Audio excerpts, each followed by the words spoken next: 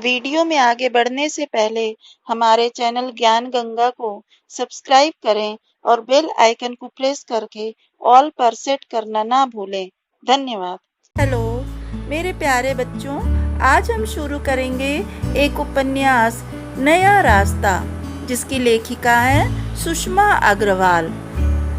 इस कहानी में दहेज प्रथा को आधार बना करके लेखिका ने कहानी की रचना की है। लेखिका कहती हैं कि सामाजिक रूढ़ियाँ, पौराणिक परंपराएं सब मनुष्यों के बनाए हुए हैं। दहेज प्रथा भी समाज में मानव की ही देन है। प्राचीन काल में माता पिता अपनी पुत्री का घर बसाने के लिए उसे अपनी इच्छा अनुसार कुछ घरेलू सामान और धन देते थे, किंतु धीरे धीरे इस कुप्रथा ने उग्र रूप धारण कर लिया। अब दहेज लड़की के माता पिता की अपनी इच्छा अनुसार नहीं, वरन वर पक्ष की इच्छा अनुसार देना पड़ता है। प्रत्येक माता पिता में इतनी सामर्थ्य नहीं होती कि वे वर पक्ष की प्रत्येक इच्छा की पूर्ति कर सकें। दहेज के अभाव में युवा पुत्री को कुंवारी बैठी देखकर घर का वातावरण तनावपूर्ण हो उठता है। ऐसे वातावरण में जब युवती अपना मानसिक संतुलन खो बैठती है, तभी वह आत्महत्या के लिए भी विवश हो उठती है। तो चलिए अब हम उपन्यास नया रास्ता के प्रथम अध्याय की कहानी को देखते हैं। यौवन की दहलीज पर खड़ी नव यौवना नीलिमा दर्पण में अपना चेहरा निहार कर कुछ विस्मित सी मुस्कुरा रही थी। दर्पण में निहारने पर यौवन की लालिमा उसके चेहरे पर छा गई। अपना चेहरा वह अभी दर्पण में निहार ही रही थी कि इतने में उसकी सहेली मीनू ने पीछे से आकर उसकी आंखों पर अपने हाथ रख दिए। मीनू के कोमल हाथों से आंखें मुदने पर नीलिमा को कुछ अजीब सा एहसास हुआ। दूसरे ही क्षण मीनू उसके सामने आ गई और खुशी से उसके हाथ चूम लिए। अरे मीनू, आज तो तुम बड़ी प्रसन्न दिखाई दे रही हो, क्या बात है? नीलिमा ने पूछा। नीलू, बड़े प्यार से पुकारते हुए मीनू नीलिमा से बोली, मेरा फोटो मेरठ वालों को पसंद आ गया है। कल वे हमारे घर आ रहे हैं। परंतु कुछ सोचते ही मीनू के चेहरे पर उदासी छा गई। मीनू को अपनी जिंदगी के कुछ क्षण याद आ गए।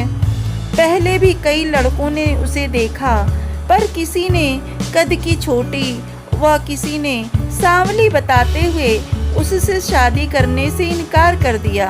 अतीत की स्मृतियों में डूब जाने पर उसकी आंखें छलछला पड़ीं। नीलिमा उसके हृदय की बात समझ रही थी।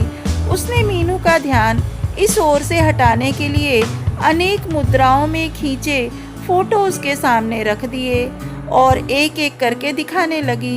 नीलिमा सुंदर तो थी, उसके फोटो उससे भी अधिक आकर्षक लग रहे थे।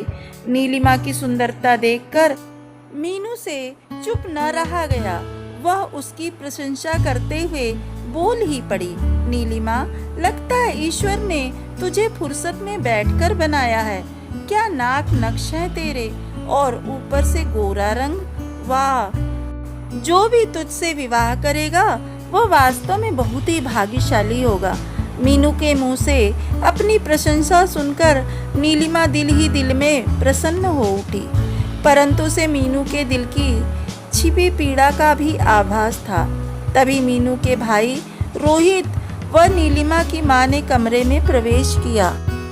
दोनों प्रसन्न नजर आ रहे थे। आज मीनू व नीलिमा दोनों का एमए का परीक्षा फल निकला था। रोहित परीक्षा परिणाम का अखबार लेकर आया था। दोनों अखबार देखकर झपट पड़ी। मीनू प्रथम श्रेणी में पास हुई थी और नीलिमा द्वितीय श्रेणी में। माँ ने दोनों का मुंह मीठा कराया और आशीर्वाद देकर बाहर चली गईं। मीनू के हृदय में जो हीन भावना के कारण दुख के भाव उभर रहे थे, अब वह खुशी में परिवर्तित हो गए। प्रथम श्रेणी में पास होने पर वह खुशी से फूली न समाई और नीलिमा से लिपटकर झूम गई। मीनू प्रसन्न चित्त भागी भागी अपने घर जा रही थी, परंतु नीलिमा की आंखों में मीनू का वह उदास चेहरा घूमता रहा जो हीन भावना के कारण उदास हो गया था। परंतु दूसरे ही क्षण विजय की खुशी में उभरी इसकी खुशी की भावना भी आंखों से ओझल न हो सकी। तभी नीलिमा गुनगुनाने लगी, कभी दुख है कभी सुख है, अभी क्या था अभी क्या था। गुनगुनाते हुए नीलिमा अपने बिखरे फोटोओं को उठाकर रखने लगी।